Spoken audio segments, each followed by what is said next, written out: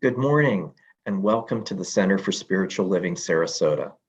Whether you're a member, a regular attendee, or you've just found us, we want you to know that we're here to support you in finding a personal relationship with the God of your understanding and in discovering what you already know.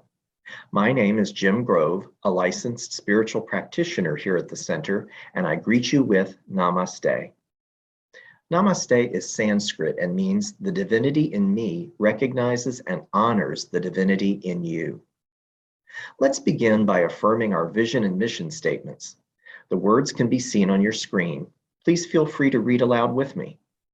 First, our vision: empowering spiritual growth as a loving, inclusive, worldwide community. And now our mission: we teach science of mind principles and other life-affirming spiritual truths. We explore, we learn, we grow, we connect, honoring all paths to God. We offer in-person and online weekly services, classes, workshops, affirmative prayer support, and other spiritual tools. We create opportunities for joyful social connection, community outreach, and service. And we celebrate the awakening of our innate spiritual magnificence. Now, as we move into our time of prayer and meditation, I invite you to relax, close your eyes, take a deep cleansing breath, and go within as Bob Teesdale sets the tone for us with one of his own chants entitled, "I Bring My Light."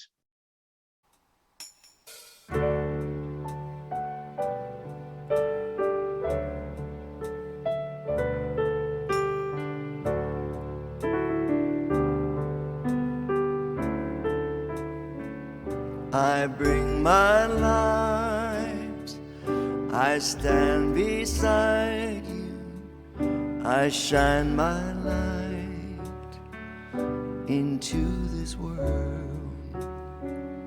This light is love, it's all around us, we sing together here and now.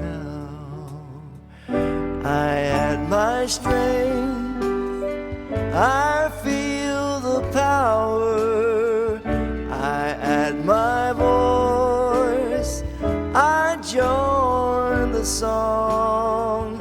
I bring my light, I stand beside you, I shine my light into this world.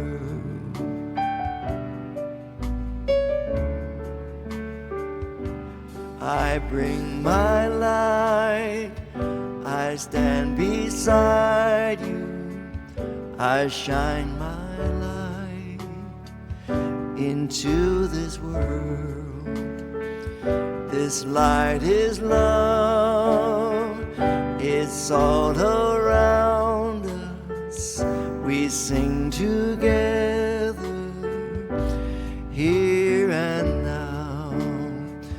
Where there is need, I bring compassion, a caring heart, a helping hand.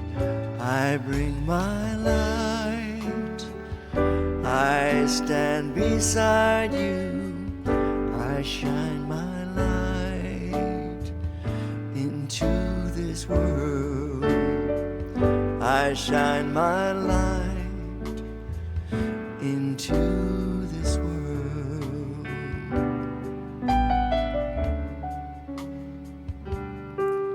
I bring my light, I stand beside you, I shine my light into this world.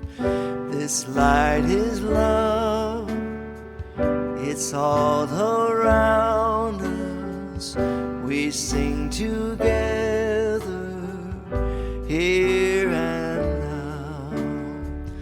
I add my strength, I feel the power, I add my voice, I join the a song. I bring my light. I stand beside you. I shine my light into this world. I shine my light into this world.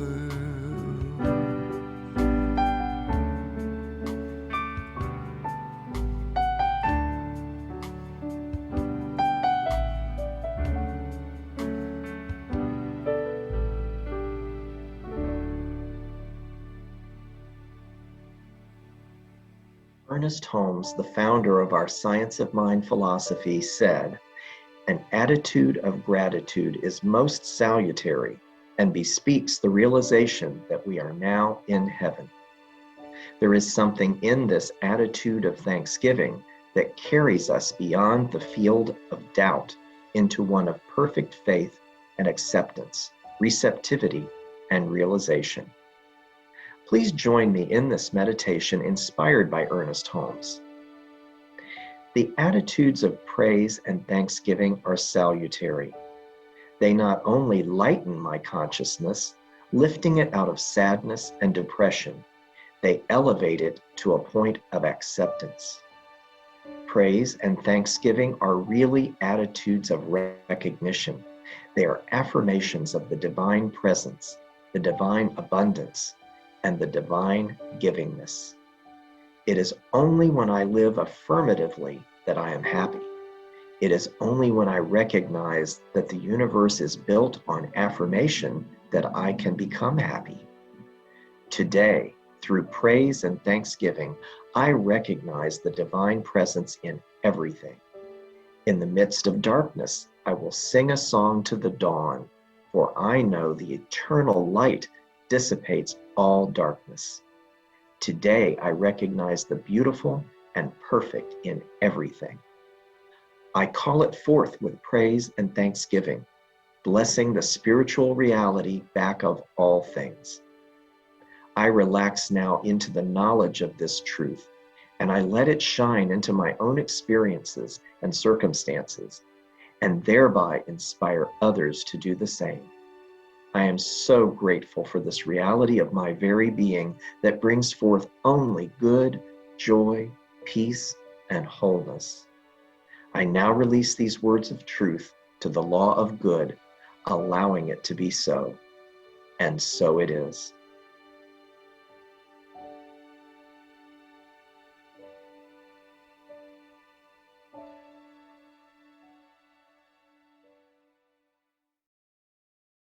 Today's message by our spiritual leader, Reverend Karen Wolfson, is entitled OMG, Oh My Gratitude, John Kay's Story. But before we hear from Reverend Karen, Bob is back to sing another of his own songs entitled Grateful Hearts. Welcome, Bob.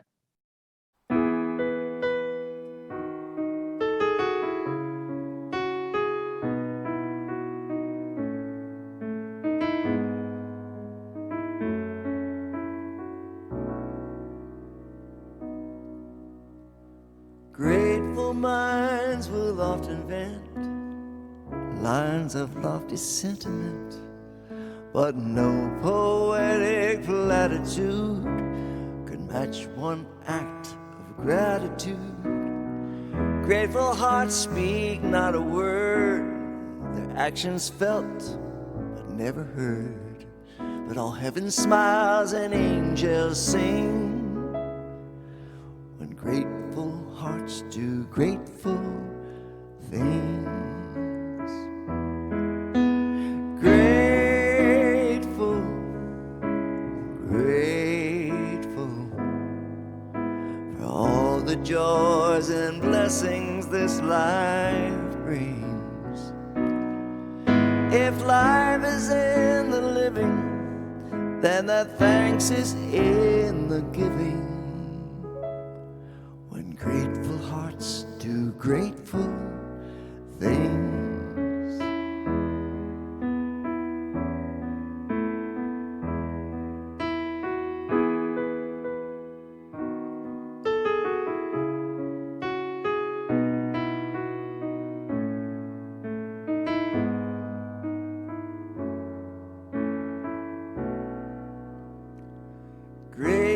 lips may talk the talk, but grateful feet will walk the walk. And the work of many grateful hands helps share a load of life's demands. What eloquence cannot express, a grateful act might say it best. 'Cause in spite of what you may have read, some things are better done than said.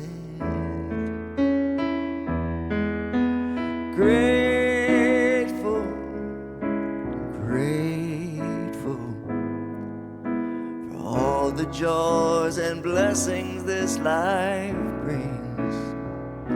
With acts of gratitude and grace, we make this world a better place. When grateful hearts do grateful things. And if life is in the living, then the thanks is in the giving. 'Cause grateful hearts do grateful things.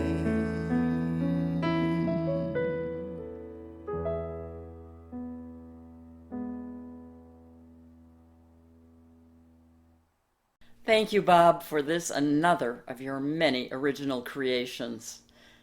Grateful hearts do grateful things. The emphasis on doing. As the words of Bob's song say, no poetic platitude can match one act of gratitude. You know, each year during this month of November, when we celebrate Thanksgiving, I like to revisit this theme of gratitude and Thanksgiving. We have so much for which to give thanks, and yet we can be a bit blasé about it, having an attitude of gratitude, you know, as in, I've heard it all before. It can even, well, seem obligatory. You know, like, I know I should be grateful, but you don't know all the problems and difficulties and more that I'm dealing with. Maybe next year. Well, if that's your situation, you can no doubt relate to the title of my theme for this month. OMG, oh my God. But there's more. OMG stands for Oh My Gratitude. Here's a crazy thought. What if every time we encountered an oh my God situation, we said instead, oh my gratitude? Try it. So for these first 3 weeks of November, I'm going to share with you stories that are in line with this gratitude theme. I know I can't tell you anything you don't already know about the importance of being grateful, but if you're like me, in this regard, stories can often evoke a new and deeper perspective and inspiration. So today, Oh My Gratitude, John's story. Next week, Oh My Gratitude, a stranger's story. And that'll be followed by week 3, Oh My Gratitude, Ivy's story. And then we'll wrap it up in the final week with our own Ron Frost as guest speaker on the power of gratitude. But first, let's check in. I'm very grateful for you. You know, I think about you between our times together with a lot of gratitude. How are you getting along during these times of change going on all around in our world and maybe in your own life, your family? Brought about a lot of it anyway by the pandemic in the past year and a half or more. I love getting your texts and your messages and your emails. And I want you to know you're not alone. And I want you to know it is so good thinking of you out there. And of course, I continue to affirm and see you as vibrantly healthy and abundantly supported in every way. To you, our team of financial contributors, thank you for standing by us. You continue to be an absolutely essential part of all that makes it possible for us to do this, to share our message, our caring, and our connection. Thank you. So today, to set the tone for this Oh My Gratitude story, John's story, listen to these words of Ernest Holmes, the architect of our teaching. He said, "There is something in this attitude of thanksgiving that carries us beyond the field of doubt into one of perfect faith, acceptance, receptivity, and realization. Gratitude, thanksgiving, and appreciation make up the motive power which attracts and magnifies the hidden potentialities of life." Hear that. It attracts and magnifies the hidden potentialities of life. John Kralik wrote a book, A Simple Act of Gratitude, How Learning to Say Thank You Changed My Life. And by the way, I recommend you get the book because there's so much more in it than I can share with you today. It is a great read. Here is his amazing story. He writes, "It was the lowest day of my life. On December 22nd, 2007, I felt my life was at an irreversible personal juncture. I was feeling like a total failure in every aspect of my life. I was working 60 hours a week, and yet my law firm was disastrously losing money, being owed several $100,000 in fees. And I had just learned we were losing the lease on our office space. Add to that, I was going through a second difficult divorce, was completely out of funds, my savings exhausted, and worst of all, I desperately feared losing my 7-year-old daughter. I was living in a small, stuffy apartment where I often slept on the floor under an ancient air conditioner. My 2 adult sons had grown distant from me. One of them had borrowed money from me on more than one occasion, but never repaid me. A horrible year was ending with promises that things would soon even be worse. I still remember that lowest day.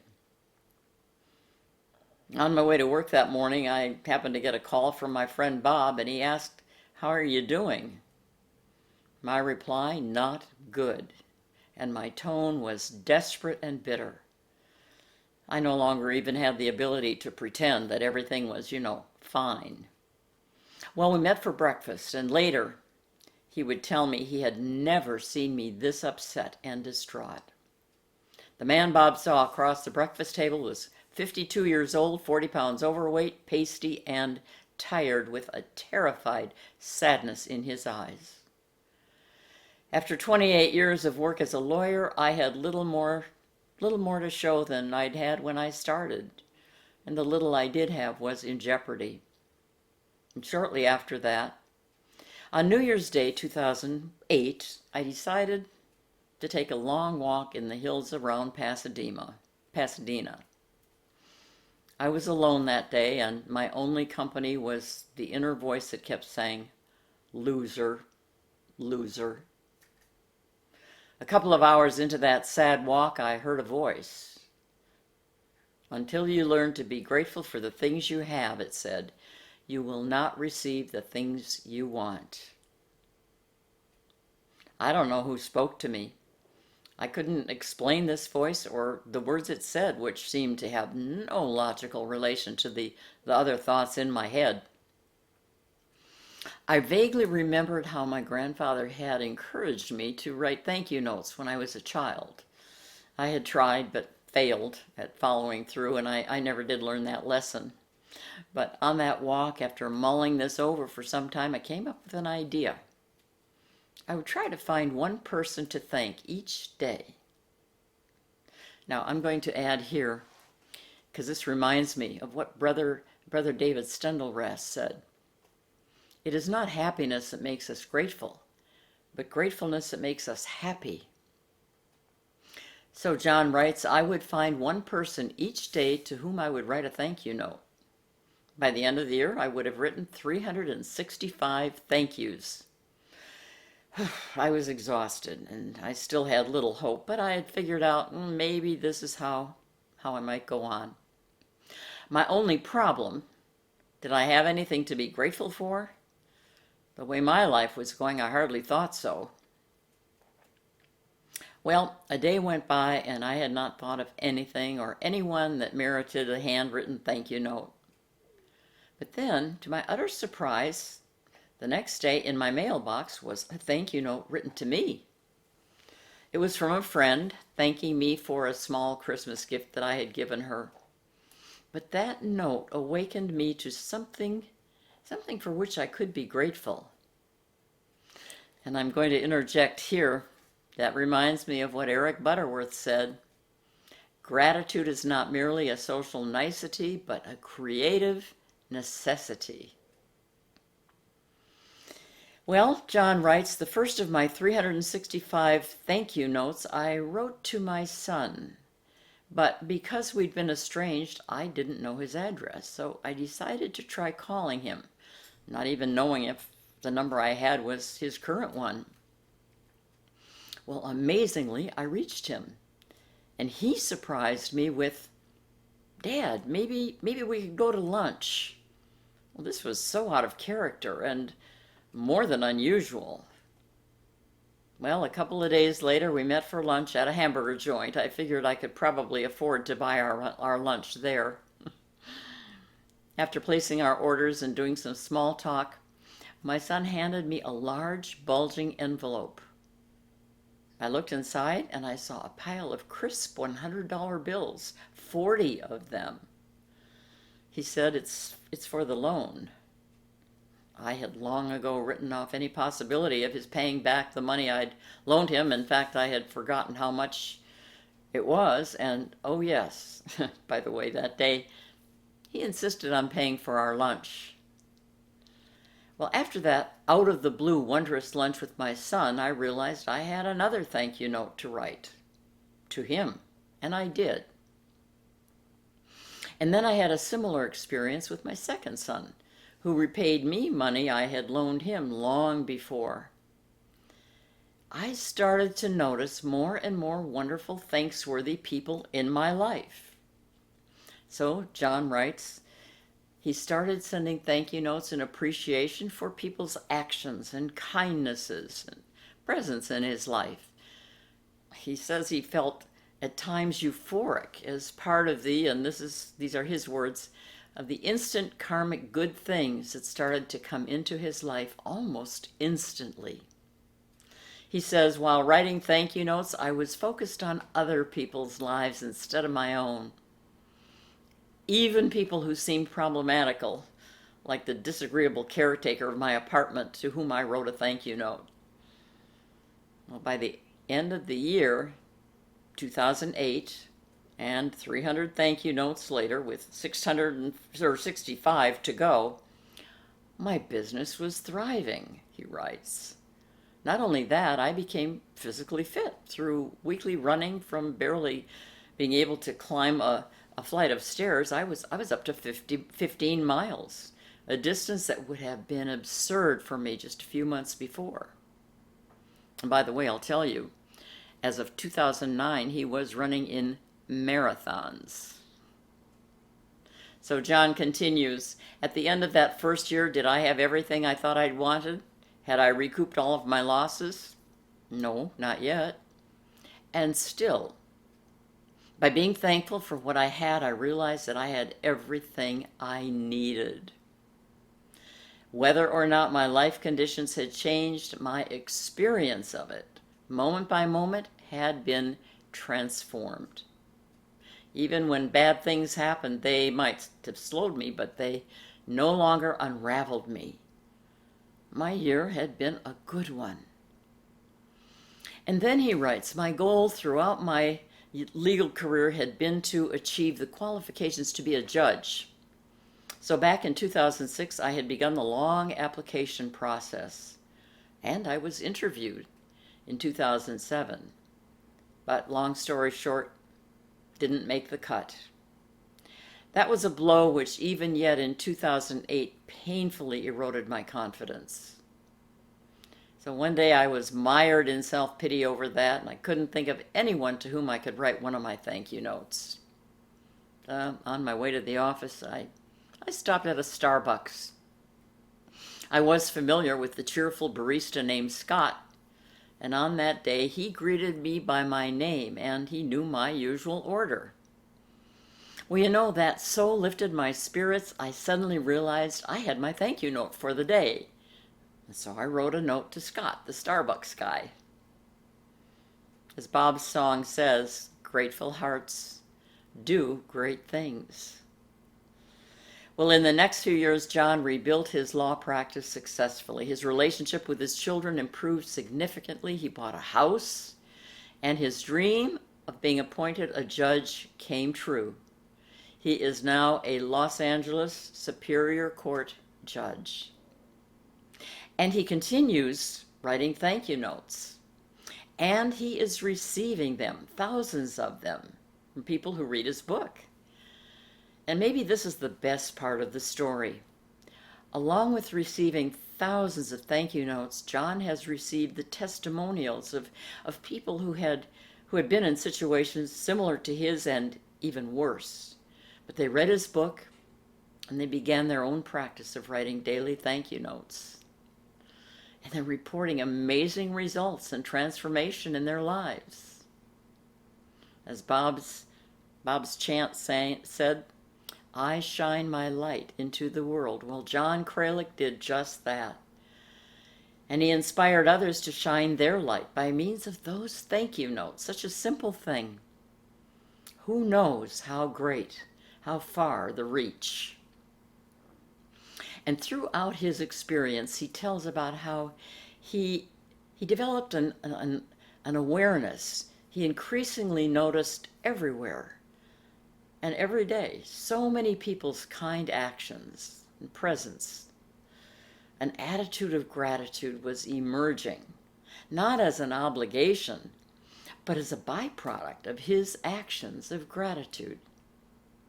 Well, to wrap this up, that is perfectly expressed in the song Bob's going to sing. It's written by Richard McDeshy and Marshall Stern. Here is Bob to send us into our week with an attitude of gratitude. I know this is going to inspire your week too. Think about John's story this week. And I know your attitude of gratitude will develop and grow exponentially. Enjoy, and I'll see you soon.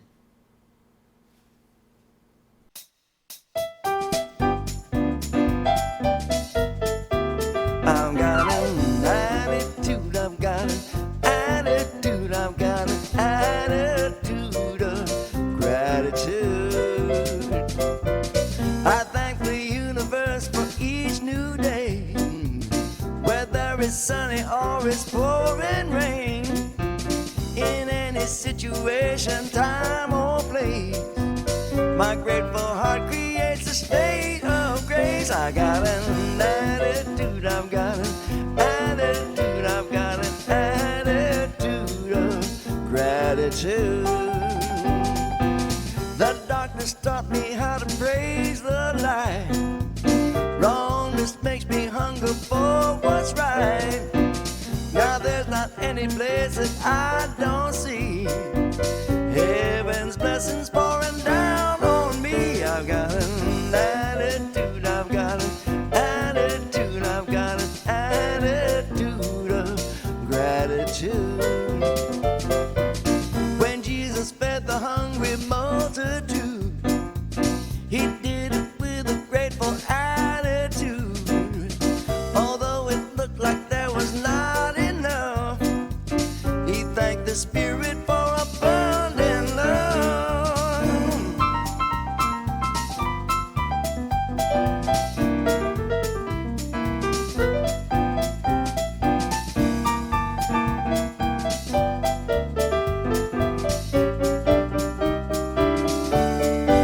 I've got an attitude, I've got an attitude, got an attitude of gratitude.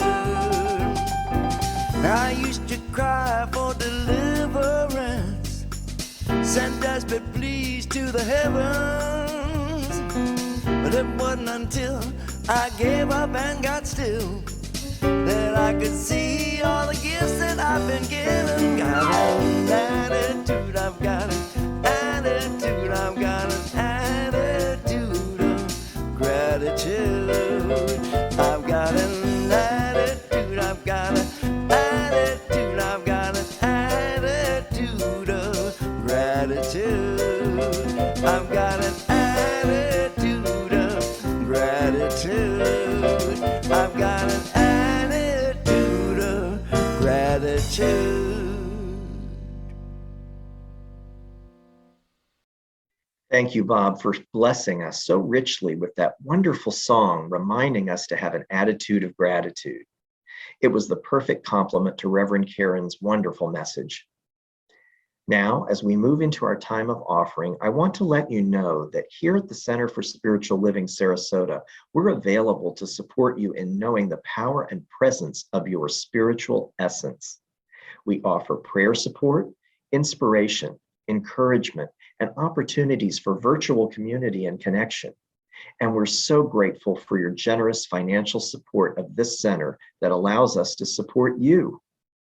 There are 3 easy ways to share your offering. On your screen, you'll see our website, which is www.cslsarasota.com, where you can choose a couple of options. You can select the Donate button, which allows you to contribute via PayPal or by credit card. Or you can mail a check to our address. You can also set up automatic contributions through your own online banking. And now I invite you to place your hand over your heart as you reflect on your gift, blessing it as you share it. And know this with me: my gift goes forth to heal, to bless, and to prosper, and the divine flow returns it to me, multiplied abundantly. Now, please join me in our offering affirmation on your screen. I give thanks that I may share of my good, my love, and my support. Thank you so much. Do you need prayer support? I'd like to draw your attention to the green prayer request button. We invite you to use this feature to send us your request. Our 4 licensed spiritual practitioners, Kathleen Frankert, Ron Frost, Nicole Leeds, and me, are available to know and affirm spiritual truth with and for you in whatever challenge you may be experiencing. We're also available for 1-hour spiritual coaching sessions by appointment. These sessions offer the opportunity to explore a deeper understanding and practical application of the spiritual truth that transcends your problem or challenge. For more information, check our website under the staff link at the left side of the screen, and then select practitioners. Here on our website, you can also sign up to receive our weekly email newsletter. And also, please check out our Facebook page for posts about upcoming events. I just have one announcement for you this morning. Our Spiritual Living Circle will meet via Zoom for the next 2 Wednesday evenings, November 10th and November 17th, from 7 to 8 p.m. After the November 17th meeting, we will not meet again until January 5th. This week, we'll discuss the article by Margaret Stortz in the November issue of the Science of Mind magazine entitled Living Fully. This is a wonderful no-cost opportunity for social connection and to more fully explore your own spiritual development by connecting with and learning from other like-minded individuals. If you'd like to participate, please email me at the address shown on your screen, and I'll send you the Zoom link, article, and discussion guide. Now, as we conclude this sacred time together, let us move forward into the week ahead with a grateful heart for all of the many blessings we enjoy every day. I invite you to listen or join in singing our closing song, Let There Be Peace on Earth. Thank you for being with us, and have a great week, everyone.